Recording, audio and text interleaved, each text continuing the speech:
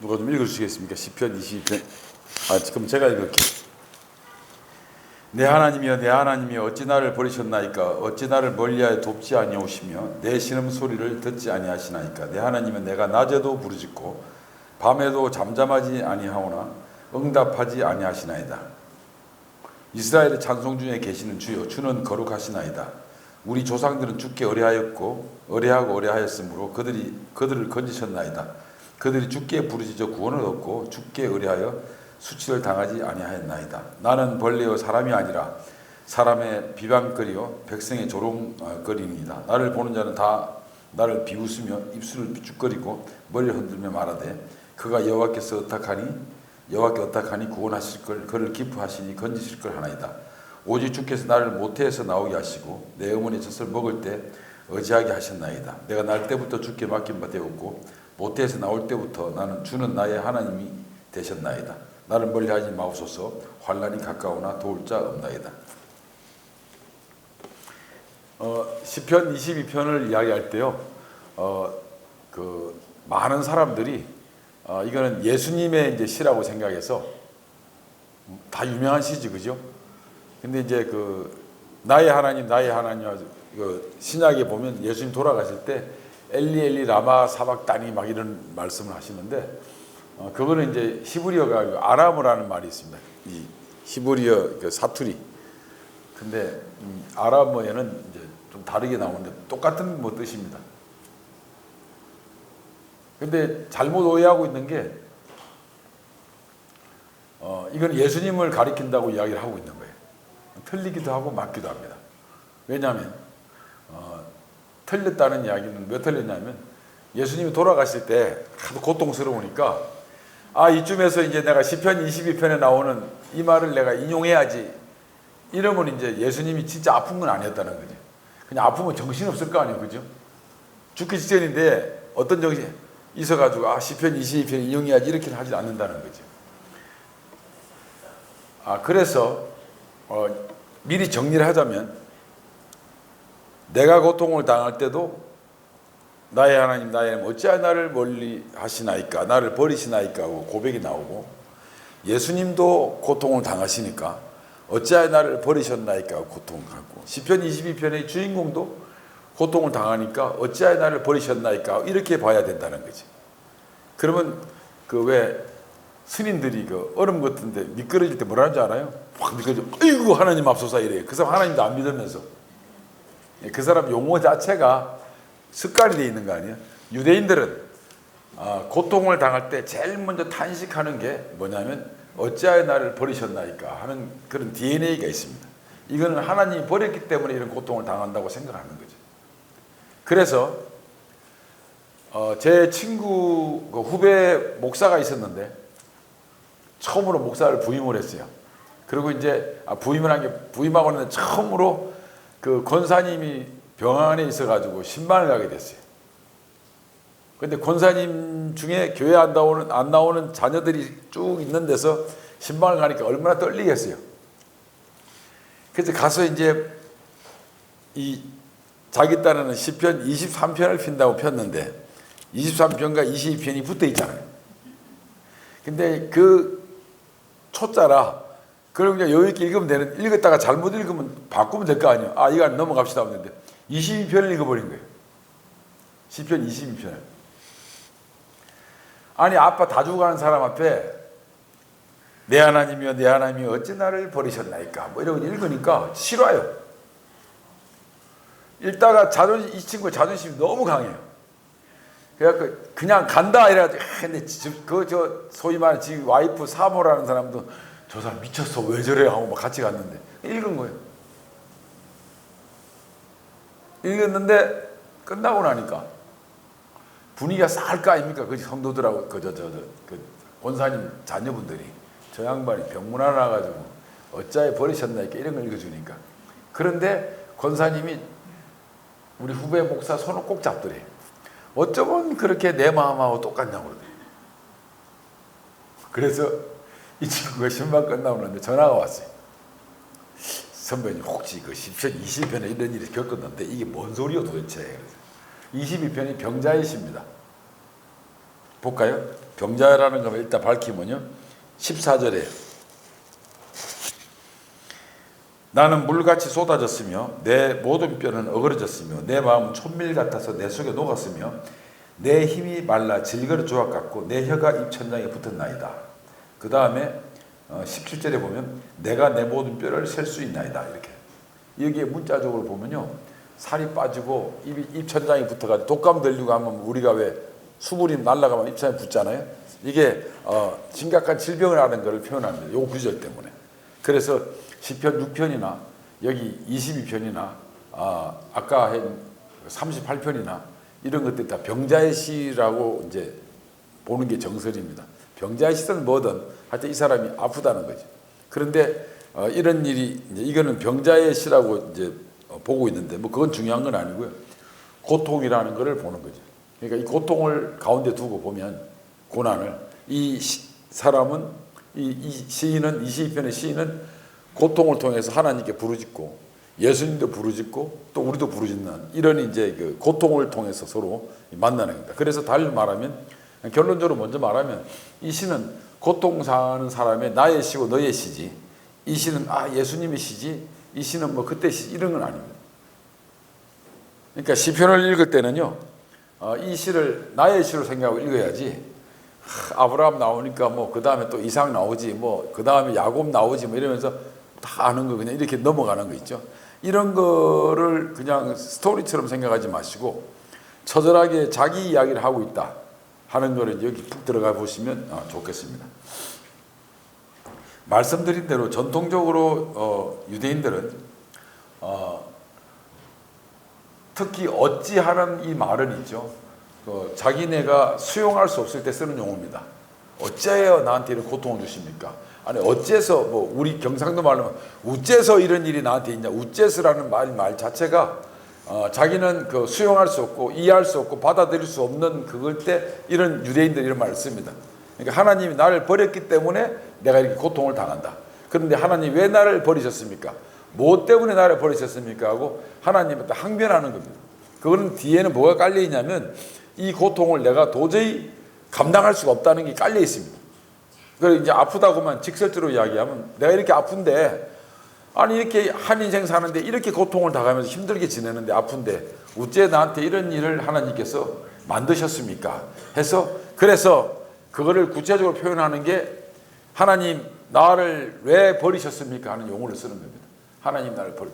지금요 모든 그 대부분의 고통 당하는 사람들은요 참담한 현실을 가지고 있는데 그거를 유대인식으로 축약한다면 그냥 그들의 부르짖음을 요약한다면 어찌하여 나를 버리셨습니까? 중요한 것을 이야기하는데 오해가 없기를 바랍니다. 우리는 구원을 받았고 하나님을 믿었다는 것은 뭐 기정사실인데 그래서 우리가 다 알고 있는 진리인데요. 분별인데 제 말을 오해를 안 하길 바라는데 참 조심스럽게 합니다만 무슨 말이냐면 하나님이 세상을 만들었어요. 만들었죠. 세상을 만들고 저도 만들고 여러분도 만들었습니다. 그리고 하나님은 믿지 않는 사람도 만들었어요. 그렇죠? 그럼 하나님은 믿지 않는 사람은 나쁜 놈 이래가지고 선을 딱 긋고 여기 믿는 사람하고 우리 편하고 이렇게 하지는 않는다는 거죠. 하나님은 우주 이 만물의 전부 다를 창조하셨고 인간들을 보고 하나님의 피조물로 다 생각하는 거죠. 하나님이 만든 창조물 아닙니까? 그죠? 전부 다. 그렇습니까? 안 그렇습니까? 창조물이죠. 그래서 곳곳에서 나오는 함성을 고통의 소리를 듣고 계신다는 거예요. 하나님은. 그러니까 믿는 사람의 고통의 소리를 듣고 계시고 믿지 않는 사람은 고통의 그림을 그렸어요. 작품을 만들었어요. 미술 그 화가가 그림을 멋지게 그려놨다고 벽에다가. 그런데 잠깐 화장실 갔다 온 사이에 자기가 둘도 없는 자기 그 예쁜 자기 자식이 그림 다 그려놨다고 엔드하고 써놨는데 거기다가 잘해놨다고 애가 와서 그냥 엄마 붓을 들고 그냥 쫙쫙 그어버렸어요. 어떻게 했습니까? 얼마나 화가 나겠어요. 그러면 그거는 다시 그리든지 어떤 수를 써야 될 거 아니에요. 애는 때릴 수가 없잖아요. 그렇죠.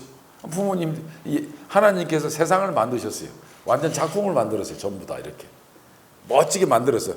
잠깐 돌아선 사이에 이 아담 하와부터 시작해가지고 그냥 이 말썽을 부린 게 인간들이 하나님께서 만족했다고 하는 말이 있잖아요. 이 만족했다는 말에 의미가 이제 많이 드문 있는데, 그거는 화가가 작품을 다 만들고 만족한 거, 목수가 어떻게 뭘 작품을 만들고 만족한 거, 어떤 사람이 어떤 의도대로 뭘 작품을 만들었을 때, 어떤 일을 했을 때 그 끝났다는 뜻입니다. 그런데 그걸 망가뜨리잖아요. 망가뜨린 거예요. 망가뜨리니까 어떻게 했어요? 마음이 안 좋잖아요. 그 망가뜨린 결과가 지금 나오는 게 뭐냐면 막 이런 인생들의 고통 소리가 막 나오는 거란 말이에요. 그러니까 얼마나 마음이 안 좋으시겠냐고. 그래서 하나님은 믿고 안 믿고를 떠나서, 인간들이 믿고 안 믿고를 떠나서 자기가 지은 피조물들이, 창조물들이 하나님 그 삶에 힘들어 가지고 고통의 소리를 들으면 하나님이 마음이 아프신 거죠. 그래서 그거를 원천적으로 그걸 벗어날 수 없기 때문에 그래도 영생할 수 있는 길을 제시한 게 예수님을 보내신 거 아니에요. 자, 그래서 이 부르짖음을 보면 이렇습니다. 그래서 그 구약을 이야기하려면 참 어려운데, 이 시편 22편의 주인공, 이 시가 왜 멋진 줄 아십니까? 예수님이 이야기할 때 여러분들은 예수님이 어찌하여 나를 버리셨습니까? 하는 용어 때문에 유명해진 시지만, 이 시는 시편 전체에 걸려서 아주 유일한 백미가 있습니다. 뭐냐면 이런 겁니다. 나의 하나님, 나의 하나님, 어찌하여 나를 버리셨나이까? 그러니까 하나님이 이제 그림을 그리는 거예요. 하나님이 하늘에서 딱 보더니 저놈 또 저렇게 또 소리 지르고 난리네. 또 뭐 때문에 그러는 거 하는 거예요. 그러니까 애기가 엄마 하고 막 도와달라고 하는 거예요. 그러면 쟤는 맨날 도와달라고 소리만 한다고 이제 일 거 아닙니까? 그 뭐야 하고 이러는데, 처음으로 무슨 말을 하냐면, 하나님 어찌하여 나를 버리셨습니까? 울다가 그 다음에 9절에 보면 이거 있습니다. 4절에 보면, 3절에 보면 이스라엘의 찬송 중에 거하시는 주여, 주는 거룩하십니다. 우리 조상들이 주께 의뢰하고 의뢰하였으므로 그들을 건졌다는 말을 하는 거예요. 이게 무슨 말이냐면, 아이가 막 엄마한테 막 울면서 난리치다가, 그러니까 음악으로 이야기하면 단조죠. 슬픈 이야기를 하는 거예요. 갑자기 장조가 돼가지고 뭐라고 이야기하냐면, 우리 엄마가 이 세상에서 최고야 막 이러는 거예요.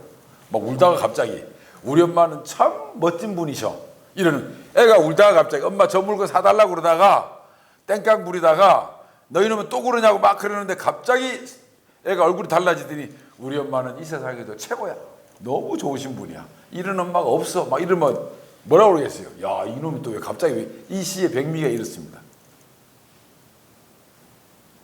그러니까 하나님 나 힘드니까 나 도와주세요 하고 부르짖습니다. 그러다 갑자기 이스라엘이란 자기하고 전혀 별개 아닌 이스라엘의 찬송 중에 거하시는 주여, 주는 거룩하신 나이다, 이렇게 얘기하는 거예요. 그 다음에 뭐냐면 우리 조상들이 주께 부르짖어서 구원을 얻었다 그러는 거예요. 그러니까 뜬금없이 하나님 나 도와달라고 해놓고 우리 조상들이 주께 부르짖어 구원을 얻지 않았냐고 물어보는 거예요. 그러면 그래 인마 니하고 조상하고 뭐가 어쨌단 말이냐 이러니까 밑에 뭐라냐면, 나는 태어날 때부터 주께 의지한 바가 되었고 나도 이스라엘 놈 아닙니까? 하고 이야기하는 거예요. 그러니까 나도 부르짖으니까 구원해 줘야 되지 않습니까? 하고 물어보는 거예요. 우리 조상들이 부르짖으니까 구원해 주지 않았느냐? 그러니까 나도 지금 부르짖는데 구원해 달라는 거예요. 그러니까 이 시의 백미가 바로 이런 뜻입니다.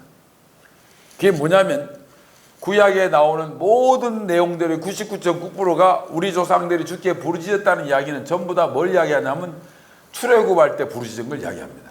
그래서 출애굽기 한번 볼까요? 출애굽기 1장 2장 23절이요. 출애굽기 2장 23절에 보면 24절까지 제가 부르겠습니다. 25절까지. 여러 해 후에 애굽 왕은 죽었고 이스라엘 자손은 고된 노동으로 말미암아 탄식하며 부르짖으니 그 고된 노동으로 말미암아 부르짖는 소리가 하나님께 상달된지라. 하나님이 그들의 고통 소리를 들으시고 하나님이 아브라함과 이삭과 야곱에게 세운 그의 언약을 기억하사 하나님이 이스라엘 자손을 돌보셨고 하나님이 그들을 기억하셨다. 그러니까 하나님께 여기는 부르짖었다고 소리 하지 않았습니다. 그냥 사는 게 힘들어가지고 고통 소리로 부르짖은 거예요. 그랬더니 하나님이 보니까 이 세상 자기 작품이 깨졌는데 깨진 그 소리가 부르짖는 소리로 들리는 거예요. 그래서 하나님께서 그 고통 소리를 들으시고 하나님이 인간을 창조한 그 이야기 또 확장시키면 언약의 그걸 기억하시면서 이거를 돌봐야 되겠다고 생각한 거예요. 그래서 출애굽이 시작되는 거 아닙니까? 그래서 보세요 여러분, 이스라엘 사람들이 부르짖어서 구원을 받았어요. 그래서 출애굽을 합니다. 여기 시편 22편의 주인공이 뭐라고 그러냐면, 나도 고통을 당하는데 내가 하나님 남입니까? 내가 남입니까? 나도 이스라엘 사람 아닙니까? 그러니까 야 이놈아, 네가 왜 이스라엘 사람, 네가 조상과 똑같냐? 그러니까 이 사람이 뭐라고 그러냐면 9절에 보면, 오직 주께서 나를 모태에서 나오게 하시고 내 어머니의 젖을 먹을 때부터 의지하게 하셨나이다. 내가 날 때부터 주께 맡긴 바 되었고 모태에서 나올 때부터 주는 나의 하나님 됐다. 우리말로 하면 모태 신앙 아니요, 내가 오리지널 유대인 아닙니까? 이스라엘 사람 아니에요. 우리 조상들이 부르짖었는데 구원을 해줬으니 나도 부르짖었는데 구원을 해줘야 될 거 아니요 하는 거예요. 이게 이제 이 시의 아주 백미입니다. 그래서 만약 여러분들이 고통을 당할 때 이 시를 읽으면 또 이런 말 하는 거죠. 이스라엘 사람들이 출애굽할 때, 고통 당할 때 하나님께 부르짖을 때 하나님 구원해 주지 않았습니까? 그러면 여기 시편 22편 시인도 자기가 힘들다 우리가 부르짖으니 구원을 받는 것처럼 나오니 나도 지금 부르짖으니 나도 구원해 줘야 될 거 아니냐 하면, 또 하나님 너는 뭔데 또 그럴 거 아니에요. 나도 영적인 이스라엘 백성이나 마찬가지인데 예수님을 믿었으니 나도 구원해 줘야 될 거 아니요 하는 말이 생기는 겁니다. 그래서 무슨 말인가 하니, 시편을 읽을 때는 아까는 고통을 이야기했는데 사실은 더 건접하게 가면 고통은 당사자가 느끼는 상황이라 그러면 하나님께 가는 직접적인 어떤 그 연결고리는 이 부르짖음입니다. 이 부르짖음은 어떤 부르짖음이냐면 그냥 나 죽겠다 하는 부르짖음이 아니라, 그냥 일반적인 부르짖음이 아니라 그냥 속에서 이 터져나오는 피를 토하는 부르짖음을 말합니다. 그 영어로 그냥 그 out of depths라고 그러는데 이 아주 그냥 저 깊은 곳에서 확 터져나오는 이런 그 부르짖음입니다. 도저히 이제는 하나님 아니면 해결이 안 되는 그런 부르짖음. 그래서 시편을 읽으실 때 많은 부분이 이런 시들이 있는데, 그게 뭐냐면 이 시인의 부르짖음과 이 시인이 부르짖으면서 왜 자기가 부르짖는 걸 당연하게 생각하냐면, 당연히 구원받을 걸 생각하냐면 놀랍잖아요. 나는 당연히 구원받을 수 있다. 나는 이 고통에 벗어날 수 있다. 왜냐하면 하나님이 우리 조상들이 부르짖을 때 구원을 해줬으니까. 그러니까 나도 부르짖는데 나도 구원해 줘야 될 거 아니냐 이게. 그러면 이 사람은 자기네 조상들의 경험을 자기의 경험으로 구체화했다는 거지. 즉 조상과 자기를 일치되는 거지. 우리가 신앙이 있다 그러면, 우리가 신앙을 가진다 그러면 이런 그 일치화시키는 작업이 필요합니다. 성경을 읽을 때 아니 아브라함 저랬지, 그 다음에 이삭 저랬지, 야곱 저랬지 할 게 아니라 아브라함이 그 고뇌하는 그 순간에 본인이 들어가 가지고 본인이 그 아브라함과 같은 위치에 들어가 봐서 심각하게 한번 상황을 생각해 보고 아브라함의 위치와 자기 위치를 비교해 보고, 예를 들면 어떤 사람의 신앙 그 행태가 나오면 거기에 자기를 대입시키는 작업이 정말 필요합니다. 그러니까 그냥 소설로 읽지 마시고 이야기를 읽지 마시고, 특히 시편에 나와 있는 이 부르짖음 같은 거나 아파하는 사람이나 고통스러운 사람이 있으면 거기에 자기를 대입시켜 보라는 거지. 그래서 그러면 이 시는 그 옛날의 시가 아니라 그냥 나의 시예요. 이거는 시편은요 저 사람의 시가 아니고 내 시라고. 왜냐하면 우리 고통당하잖아요. 우리가 부르짖을 때 있잖아요. 저도 나이는 얼마 안 먹었지만 저도 살면서 엄청나게 많은 우여곡절을 많이 겪었거든요. 그런데 그때마다 이제 하나님의, 지금 생각하면 하나님의 은혜로 다 버텼지만, 그런데 그 순간순간마다 느낄 수 있는 게 뭐냐면 그 고통의 순간순간을 누구한테 해결하려고 애를 쓰지 마시고 막 억지로 깨려 하지 말고, 그리고 누구한테 부탁하려고 하지 마시고 일단 하나님께 구하는 게 정말 중요합니다. 그럼 하나님께 구하는 게 구체적으로 뭐냐? 내가 조금 불만스러운 게 뭐냐면 어제 청년한테도 그랬는데, 하나님을 사랑하라, 하나님께 구하라. 여러분 하나님께 구하는 게 뭐겠습니까? 막 그냥 하나님 하늘에 있습니까? 하늘이 어디까지가 하늘이 여기 위에 올라가야 하늘이에요. 한 1m 올라가야 돼. 100m 올라. 그것도 하면 또 말이 많아지잖아요. 하여튼 하나님은 안 보이는 데 있는 거예요.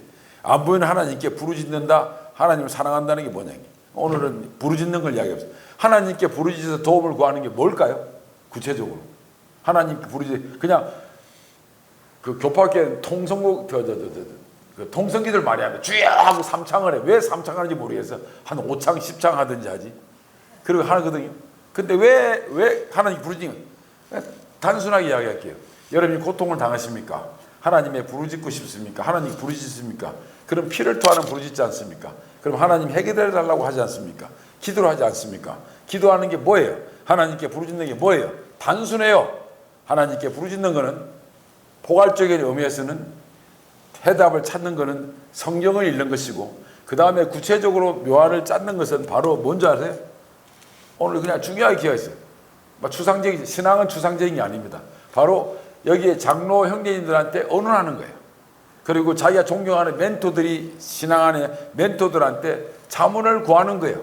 아시겠습니까? 그리고 그 핵심은 성경을 따르는 거예요. 성경대로 한번 해보려고 예를 쓰는 거예요. 그래서 시편 1편을 보면 1편 봅시다. 시편 1편에 보면 1편 1절에 보면 복 있는 사람은 죄인들의 꾀를 따르지 아니하며 악인들의 꾀를 따르지 아니며 죄인들의 길을 쓰지 아니며 오만한 자들의 자리를 앉지 않는다. 여기에 악인들의 꾀라는 게 뭐냐면요, 악인들의 카운셀링 있죠. 악인들의 그 멘토링을 받지 않는다는 뜻이에요. 그러니까 복 있는 사람은 그러면 어떤 사람이냐? 여기 뭐 복 있는 사람은 성경을 읽는 사람이란 뜻인데, 우리가 성경을 읽는데 이해가 안 될 때도 있고 어려울 때도 있잖아요. 구체적으로 답을 제시할 때가 있잖아요. 그러면 그건 바로 뭔지 아십니까? 여러분이 교제하는 존경하는 사람들하고 언언하는 거예요. 아시겠습니까? 하나님을 사랑한다는 게 하나님 사랑합시다 하고 손 들고 막 하나님하고 하늘 보고 이래 봐야 눈만 나빠져요. 하나님 사랑하는 게 뭐예요? 그냥 옆 사람 사랑하는 거예요. 아버지 하면서 맨날 추석 때 그냥 설날 때 그냥 선물 사가는데 나갈 때는 형제끼리 맨날 싸우면 아버지가 좋다 하겠다.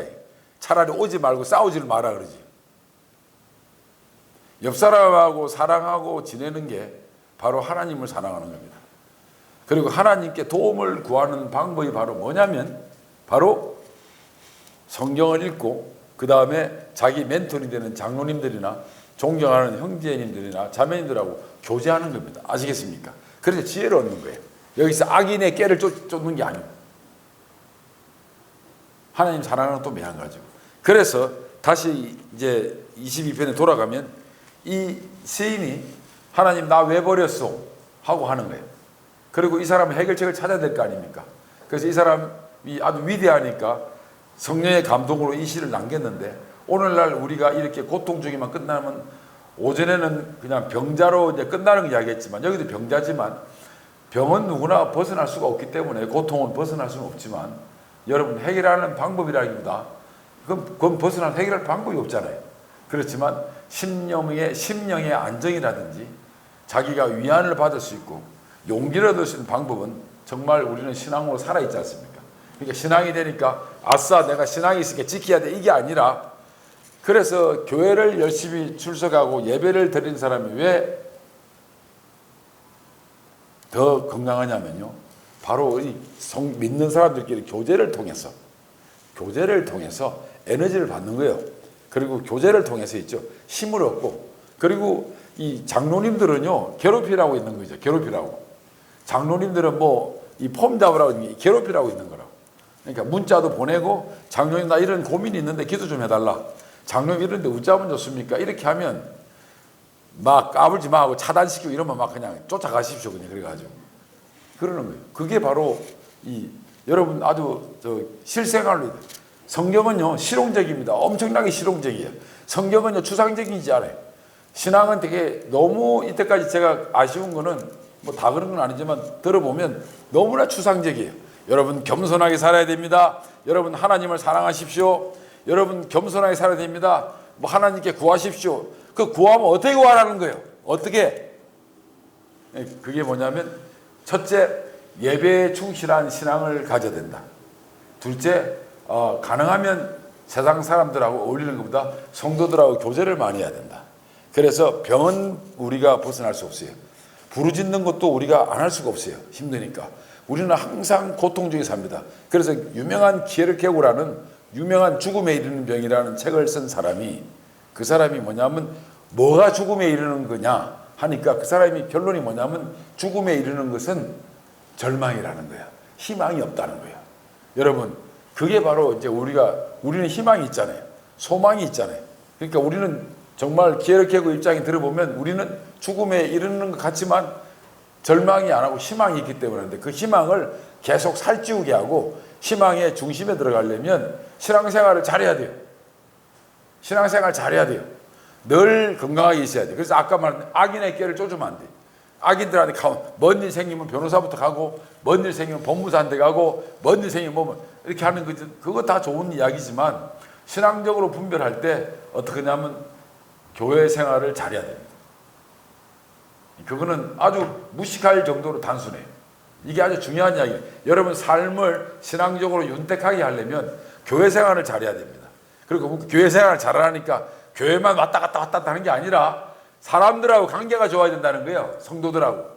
이게 또 교회 생활을 하라니까 또 그냥 왔다 갔다 이게 아니라 성도들하고 교제가 좋아야 되고, 그리고 겸손해야 되고, 성도들을 섬겨야 되고, 성도들하고 정말 성도가 생각이 나고, 일주일에 한 번 이상은 성도를 만나고 싶고, 성도들하고 수다 떨고 싶고, 성도들하고. 그래서 어제 내가 청년들한테 이야기한 중에 하나가, 식사를 하면서 세 사람 이상 식사를 하는데 토라, 율법을 이야기하지 않고, 우리말로 하면 성경의 이야기를 하지 않고 밥을 먹는 것은 우상 제물을 먹는 것과 같고, 그 다음에 성경을 이야기하면, 토라를 이야기하면서 밥을 먹는 것은 정말 건강 음식을 먹는 거예요.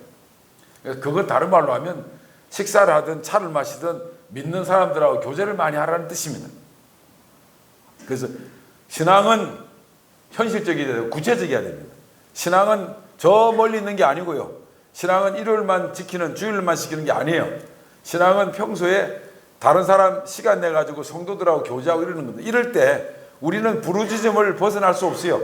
고통을 벗어날 수가 없다고요. 실망 안 할 수 없어요. 물론 성도들하고 보면 좀 짜증나기도 하죠. 저 사람하고는 별로 마음에 안 들기도 하죠. 근데 어떤 우리 싫어한데요. 내가 성격이 좀 안 좋습니다. 어떤 형제님이 예배 직전에 저한테 찾아왔어요. 왜 손형제는 내 전화를 차단했어? 이러더라고. 그래서 내가, 그러니까 맨날 전화하면 1시간, 2시간씩 혼자서 이야기 다 하시잖아요. 내 전화인데 내가 차단도 못합니까? 그랬거든요. 다른 형님들 깜짝 놀라는 거예요. 그래서 형님은 전화를 차단한 게 아니라, 형님 내 전화를 차단했다고요. 내 전화를. 내 거니까. 근데 형님은 전화만 하면 1-2시간 이야기해요. 나한테 말할 기회를 안 줘요. 이제 그런 교제하면 안 되죠. 나도 이제 반성해서 형님 풀을 테니까 이제 짧게만 이야기합시다 했거든요. 근데 그 다음에 전화 하나 또 사가 한번 했죠. 내가 전화 하나 가지고. 여러분들 정말 중요합니다. 추상적인 모든 용어들이 너무 우리가 추상적으로 알고 있어요. 그래서 자매는 자매, 형제는 형제 있죠. 이런 분 일주일에 한 번씩 생각나고 문자 정도 주고받을 좋은 세상에 살잖아요. 문자 정도 안부도 줄 수 있고, 그리고 힘들거나 좋은 일이나 기도 제목이 있으면 장로님한테 문자 보내서 부탁한다고 하면 얼마나 좋습니까? 안 그래요? 그럴 때 제가 보기에 여러분들이 만약에 이 말만 지켜준다면 내년 되면요 여기 꽉 찹니다. 정말이에요. 성경은, 신앙은 있잖아요. 아주 현실적이에요. 신앙은 저 멀리 있는 게 아니에요. 신앙은 아주 현실적으로 해석을 해야 됩니다. 여기 이 사람 아파요. 부르짖어요. 고통을 당하고 있지 않습니까? 그런데 이게 왜 시가 남은 줄 아십니까? 우리한테 주는 교훈은 이게 예수님의 이야기다 하고 주는 게 아니에요. 너네 모두 다 고통받는다. 너네 모두 다 부르짖는다. 그런데 너 어떡할래? 이거예요. 어떡할래? 그래서 찬송가 있죠? 찬송가 370장 한번 볼까요?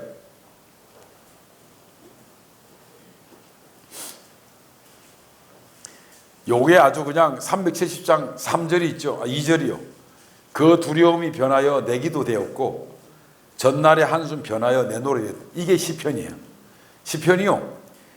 처음에 너무 아프고 힘든 거예요. 고통스러운 거예요. 너무 힘들어요. 그러다가 그 두려움이 있잖아요. 근데 나중에는 그 두려움 때문에 하나님한테 기도하게 되는 거예요. 아시겠습니까? 그 다음에 전날에 어제 한숨이 너무 힘든 한숨이 이제 하나님의 찬송으로 성화되는 거예요. 시편이 전부 다 이래요. 막 이 안 좋은 탄원 시라고 그러는데 힘든 시들은 전부 다 그래요. 근데 재미난 게 이 기도라는 말하고 있죠. 뒤에 노래라는 말이 히브리어로요 다 시편이라는 뜻이에요. 번역하면 시편집, 시편 뭐 이거예요. 그러니까 여러분 보세요. 두려움이 변해가지고 여러분들한테 기도가 돼야 된다. 그러면 기도하는 게 뭐냐? 하나님 저 도와주십시오. 저는 정말 힘듭니다. 그걸 끝나는 게 아니에요. 그게 구체적으로 있죠. 위안을 받고 거기에 대해서 더 심도 있게 언론하는 방법, 교제하는 방법 이런 것들은 여러분들이 교회 안에서 멘토를 둬야 됩니다. 멘토를 둬야 돼요. 자기 멘토가 있어야 돼요. 그래서 그걸 계속 일거수일투족을 교제를 하셔야 된다고. 그리고 배워야 돼요. 배워야 된다고. 이럴 때 여러분들은 엄청나게 건강해지는 거예요.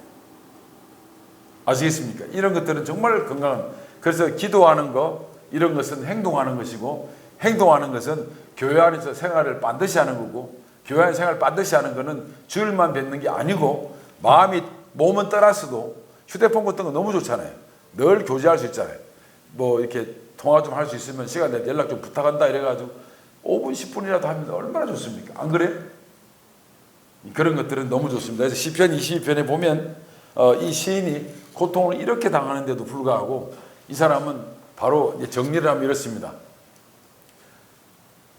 이 시편 22편은 우리를 만나게 하는데 내시로 만들어주는 건 뭐냐면 이 시편 22편 시인이 아프기 때문에 부르짖었습니다. 근데 이 사람은 부르짖다 보니까 자기네 조상들이 구원받은 부르짖어서 구원받은 걸 자기가 봤어요. 그런 역사적으로. 그러니까 나도 이스라엘 사람인데 구원해달라고 부르짖으면서 하나님께 구원의 당위성을 이야기해요. 우리도 지금 고통 중에 부르짖을 때 내가 하나님한테 구원을 받을 수 있다는 확신은 우리 조상들뿐만 아니라 신앙인들이 이 구약에 나오는 모든 사람들이 부르짖는 모습에서 구원받은 걸 사실적으로 묘사된 걸 보고 우리도 위안을 얻는 거예요. 희망을 가지는 거 아닙니까? 나도 구원해 줄 거라고. 아시겠습니까? 그까지만 위안을 받는데 이런 것이 구체화되고 신앙으로 더 성화되기 위해서 성도들을 하고 멘토를 두는 게 낫고 교제를 깊이 하는 게 되게 중요하다는 거예요. 여러분 저는요 처음에는 뭐 이게 어떤 뜻인지 모르겠지만 처음에는 저도 시편을 엄청나게 많이 공부를 했거든요. 그런데 이렇게 안 거는 얼마 안 돼요. 옆 사람한테 자문 구하고 옆 사람하고 교제를 많이 하고 장로님들을 찾아가서 상담을 하라는 이야기는 얼마 안 돼요. 이게 보니까요 너무 단순해요. 교회 잘 나오는 사람이 신앙심 좋은 게 맞아요. 교회 잘 나오면 그냥 나오나요? 나오다 보면 많은 사람 만나고 많은 사람들 보면서 반성도 하고 위안도 얻고 또 도전도 받고 반면교사도 되고 할 거 아닙니까? 그죠? 그러니까 가능하면 이게 습관이 돼야 돼요. 교회 나오는 게. 뭐 웬만하면 이 정도까지 하면 되지 않았겠냐 하는 식으로 하면 아니고 그냥 이 습관이 돼야 돼요. 우리가 밥을 있잖아요. 12시 되면 밥을 왜 먹습니까? 배가 고파서 먹는 사람도 있지만 습관이 돼서 밥을 먹습니다. 점심때. 안 먹어도 되겠는데 사실은. 이게 습관이 돼요. 신앙은 습관이 돼야 돼요. 율법이 되면 안 돼요. 그 대신에. 습관이 돼야 됩니다. 그런데 그거는 형식이긴 하지만 형식 속에 내용이 담기는 겁니다. 네모난 도구 안에는 물을 담그면 네모 모양이 되고 동그란 잔에는 동그란 물이 되듯이 습관을 기르시고 그것이 아주 익숙해지면 이제 컨텐츠를 쌓아야 되는데 그러기 위해서는 여러분들이 교회 안에서 멘토를 주면 좋습니다. 친구를 두면 좋습니다. 그리고 교회 안에서 이 모든 사생활을 다 의논할 수 있으면 너무 좋고 그리고 장로님들을 괴롭히라는 거죠. 휴대폰이 그만 좀 해라 하고 차단시킬 정도로 그만 좀 해라 할 정도. 그렇게 하면 그게 얼마나 그러면 교회가 있죠. 정말 그 주님 앞에서 떳떳하다고 저는 생각해요. 전 제가 경험한 거거든요. 경험한 거예요. 저도 그 형제님한테 제가 대단히 이 자리를 빌어서 미안한데 휴대폰을 차단한 걸 많은 사람이 봤어요.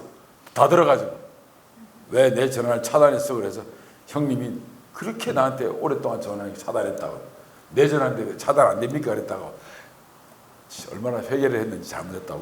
근데 여러분들한테 이 시간 이후부터 약속해 주기 바랍니다. 제 말 아셨죠? 무슨 말인지요? 꼭 그렇게 하십시오. 여기 가운데 젊은 분들은 대답을 좀 하세요. 꼭 그렇게 하시라고요. 꼭 그렇게 하세요. 그렇게 하셔가지고 장로님들을 괴롭히세요.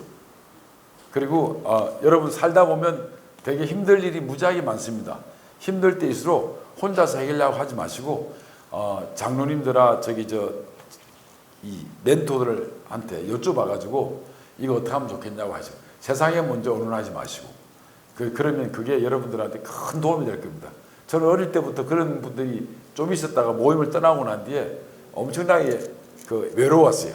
그게 없어서. 그래서 거꾸로 이야기하면 속내를 못 드러냈기 때문에 엄청나게 외롭게 지냈는데 그런 것들 여러분들 통화하고 이렇게 해주길 바랍니다.